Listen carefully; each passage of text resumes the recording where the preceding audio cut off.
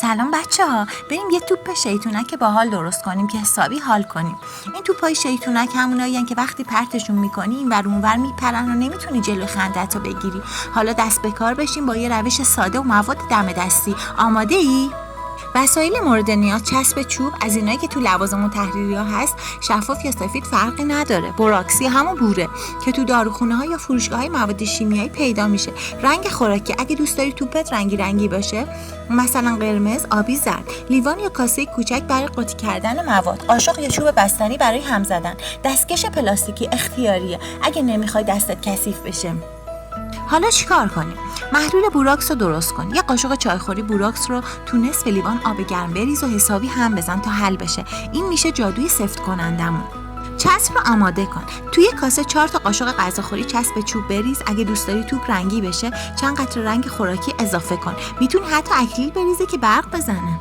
جادوی شیطونک رو شروع کن. کم کم مثلا 1 الی 2 قاشق غذاخوری از محلول بوراکس رو به چسب اضافه کن و با قاشق هم بزن.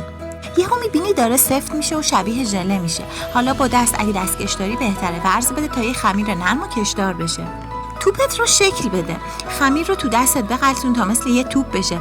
اگه زیادی شله یکم دیگه بوراکس اضافه کن. اگه خوش شد یه قطره آب بریز. حالا توپ شیطونک آماده است. بنداز زمین. ببین چطور این ور اون ور میپره. میتونی حتی چند تا با رنگ‌های مختلف درست کنی و مسابقه شیطونک بازی راه بندازی. چند تا نکته باحال: توپت رو توی کیسه پلاستیکی با ظرف دربسته نگه دار که خشک نشه. بوراکس رو دور از دست بچه‌های کوچولو نگه دار. اگه پوست حساسی داری حتما دستکش بپوش. میتونی داخل توپت یه مهره کوچک یا چیزای براق بندازی که خاص‌تر بشه. حالا برو این توپ شیطونک رو درست کن و حسابی شیطونی کن.